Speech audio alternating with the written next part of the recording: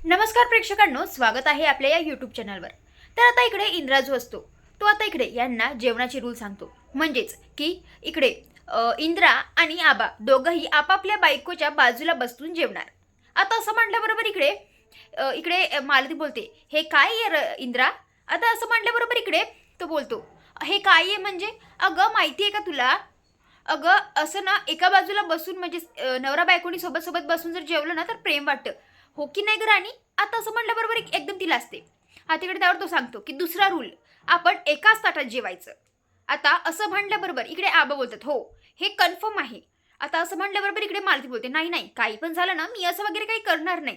आता असं म्हटल्याबरोबर इकडे आबा बोलतात, हे बघा तुम्ही असं कसं बोलू शकता बरं? आणि हे बघा तुम्ही आज वेड्याच्या फेऱ्या मारून तुम्ही हेच बोललं ना की 7 जन्म मला हाच नवरा पाहिजे म्हणून. हा तिकडे त्यावरती बोलते, हो मी बोलली बरोबर आहे, पण तुम्हाला कसं नाही कळत हो? अहो हे वय आहे का आपलं एका ताटात भरून म्हणजे एका ताटात जेवायचं वगैरे?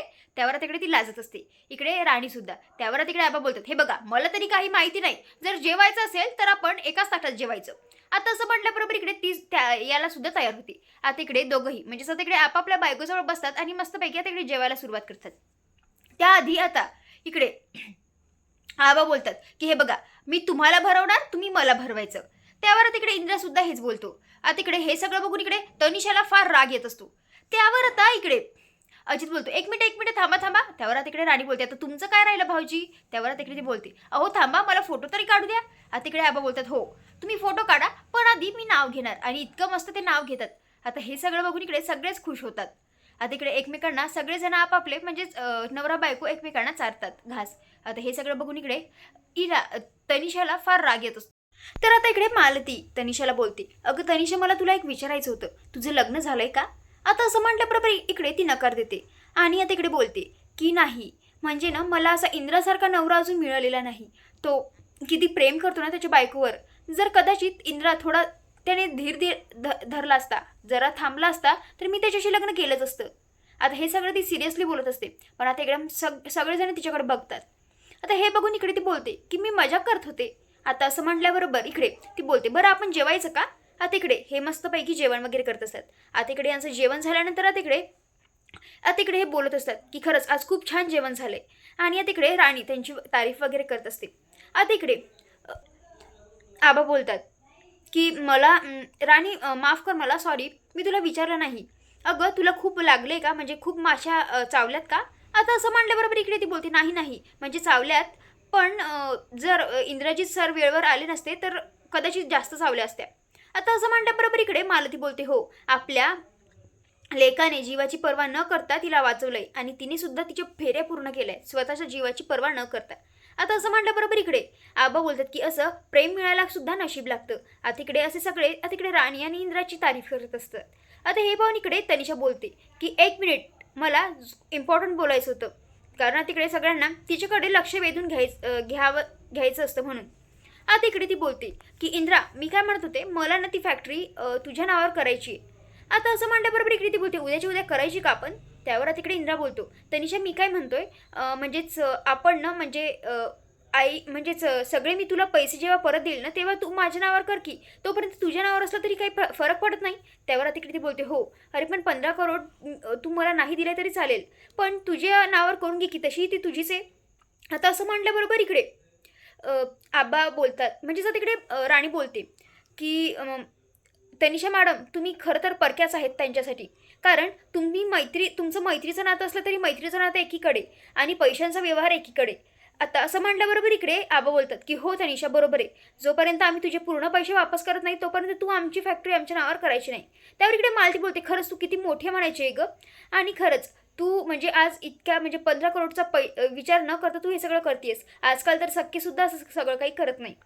आता इकडे ही बोलत असते की खरं सांगू का काकू, मला ना तुम्ही सगळे खूप आवडलात. खरं सांगू का मला ना तुमचा परिवार खूप आवडला, असं वाटतं की मी तुमच्या प्रेमातच पडते की काय. आणि तिकडे असं काही बोलणार म्हणजे इंद्राच्या बाबतीत ती बोलणार तितके तर तिकडे तिला फोनवर फोन येत असतात. त्यावर तिकडे इंद्रा बोलतो, अगं कसला फोन येतोय, अगं उचल तरी. त्यावर तिकडे ती बोलते, नाही नाही अननोन नंबर येत आहे आणि मला या अननोन नंबरपेक्षा मला तुम्ही जास्त इम्पॉर्टंट वाटताय.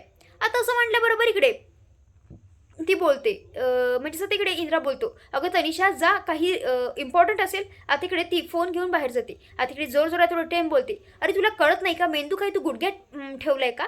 अरे जर समोरचा व्यक्ती 10 फोन काढत आहे तर कशाला परत परत फोन लावतोयस? काहीतरी बिझी असेल असं समजत नाही का तुला? आता असं म्हणलं बरोबर एकदम ती जोरजोरात बोलत असते आणि तिकडे ती बोलते, अरे त्या हुकुमाच्या राणीला तिला आयुष्यातून उठवण्यासाठी मी तुला पैसे देणार होते, आपलं असंच ठरलं होतं ना, पण ती अजूनही धडधाकट आहे उभी, तिला काहीही झालेलं नाहीये. आता इकडे ती म्हणजे खूप चिडलेली असते. आता इकडे मागून राणी येते. एकदम तिचं लक्ष जातं. तिला आता असं वाटतं की सगळं काही ऐकलं की काय, आणि म्हणून तिकडे ती फोन काढते. आता इकडे त्यावर राणी बोलते, काय झालंय, तुमचं फोनवर बोलून तर झालं ना? आता इकडे त्यावरती बोलते, हो ते काय आहे ना, सगळे आतमध्ये आईस्क्रीम खात होते म्हणून मी तुम्हाला बोलवायला आली होती. त्यावर तिकडे ती बोलते, हो जाऊया. राणी मला तुझ्याशी बोलायचं होतं. आता इकडे ती राणीचा हात हातात घेते आणि बोलते की राणी खरंच तू खूप नशीबवान आहेस की तुला इंद्रासारखा नवरा मिळाला. इंद्रासारखा नवरा म्हणजेच असा प्रेम करणारा नवरा प्रत्येकीला मिळत नाही. त्यावर आता इकडे ती बोलते, हो मी आहे नशीबवान. आता असं म्हटल्याबरोबर इकडे ती बोलते, हो पण विश्वास ठेव. आणि आता इकडे खूप काही बोलत असते. त्यावर आता इकडे ती बोलते की आम्हाला एकमेकांवर पूर्ण विश्वास आहे आणि ते कधी मला म्हणजेच माझा विश्वासघात करेल असं कधीच होणार नाही. आता इकडे त्यावरती बोलते की विश्वास चांगला आहे पण अतिविश्वास चांगला नाही आहे, नाहीतर विश्वासघात करू शकतो आणि जर वेळही बदलू शकते. जर कोणी तुझ्या नवऱ्याला पळून वगैरे नेलं तर? त्यावर तिकडे ती बोलते की जेव्हा आहे ना माझं लग्न झालं तेव्हाच वेळ बदलली, आता बदलणार नाही. आणि आता इकडे ती खूप विश्वासाने सांगत असते इंद्राबद्दल. आता इकडे रात्र झालेली असते. इकडे इंद्रा बसलेला असतो. राणी छानपैकी रेडी वगैरे होऊन आलेली असते. ती तिकडे इंद्राजवळ जाऊन बसते आणि बोलते की सर आपल्या तनिषा मॅडम किती छान आहेत ना. आता इकडे तो त्याच्याच विचारत असतो. त्यावर आता इकडे ती इकडे म्हणजे तिला आठवतं की आपण एकदम जरा जास्तच इंद्राच्या जवळ बसलोय. आता हे बघून एकदम ती उठते. आता इकडे त्यावर इंद्रा बोलतो, काय गं राणी तू काही बोललीस का आता? त्यावर तिकडे ती बोलते की हो सर मी बोलत होती की तनिषा मॅडमबद्दल. त्यावर तिकडे तो बोलतो मला ऐकू येत नाहीये. आता इकडे तो मुद्दाम करत असतो कारण राणीने तिच्या जवळ बसावं म्हणून. आता इकडे राणी आता इकडे मनातल्या मनात विचार करते, सर तुम्ही हे सगळं मुद्दाम करताय ना मी तुमच्या जवळ यावी म्हणून. आता बघाच मी तुमची कशी फिरकी घेते. आता असं म्हटल्याबरोबर इकडे राणी जाते आणि त्याच्या कानामध्ये म्हणजे काहीच बोलत नाही पण याची ॲक्टिंग करत असते. त्यावर तिकडे तो बोलतो, अगं काहीतरी बोल ना, मी म्हटलं होतं की जवळ आल्यावर मला सगळं काही ऐकू येईल पण तू बोलतच नाहीये. आता तिकडे ती मुद्दाम करत असते. आता इकडे ती 2-3 वेळा करते. आता इकडे बोलते, थांबा परत एकदा सांगते आणि जोरात किर्र असं ओरडते. आता तिकडे त्यावर तो बोलतो, हो हो आलं ऐकू आलं, आता कधीच आयुष्यात माझा कान म्हणजेच बहिरा होणार नाही. आता तिकडे त्यावर ती बोलत असते की सर सांगा ना तुम्हाला काय वाटतं तनिषा मॅडमबद्दल. त्यावर आता इकडे तो बोलतो की खरंच तनिषा खूप छान आहे, आधी जशी तिचं स्वभाव होता ना तसाच आताही आहे. त्यावर तिकडे ती बोलते, मग त्यांच्या आयुष्यात अजून मुलगा का नाही आहे एखादा, त्यांचं लग्न का नाही झालं? त्यावर तिकडे तो बोलतो, ते माहिती नाही गं, मदत आमचा कॉन्टॅक्ट नव्हता एवढा, कारण जेव्हा आम्ही कॉलेजला होतो तेव्हा तिला मी आवडायचो. आता असं म्हणल्याबरोबर एकदम ती बोलते, अच्छा म्हणजे तुमचं अफेअर होतं तर, म्हणजे ते आजकाल म्हणतात ना काय ते एक्स, आता ती होती तुमची. तिकडे त्यावरती बोलते, हो हो. तिकडे त्यावर तो बोलतो, पण मग तुम्ही त्यांच्याशी लग्न का नाही केलं?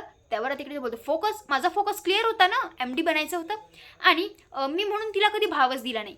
तिकडे त्यावर तो बोलतो, म्हणजेच इकडे राणी बोलते, अहो सर तुम्ही त्यांना भाव द्यायचा असता ना. आता असं म्हटल्याबरोबर इकडे तो बोलतो, हो पण जर तिच्यावर फोकस केला असता तर मग तू माझ्या आयुष्यात आली असती का? कदाचित माझ्या आयुष्यात तूच लिहून होती. आता असं म्हटल्याबरोबर इकडे रात्र होते आणि यांच्या गोष्टी अशा चालू होत असतात आणि आता इकडे राणी त्याच्याच खांद्यावर डोकं ठेवून झोपते. आता हा तर भाग इथे संपतो, पण आता आपल्याला पुढील भागात पाहायला मिळणार आहे की तिकडे राणी जे म्हणजे वस्तीतले लोक असतात त्या तिकडे महाडिकांच्या घरी आलेले असतात, भांडणं करत असतात, ते म्हणजेच नळासाठी. आता इकडे हे सगळं मालती बघते, तिथे तनिषा सुद्धा असते आणि ते बोलते, मालती तुम्हाला काय ही तुमची वस्ती वाटली का कुठेही जाऊन भांडायचं?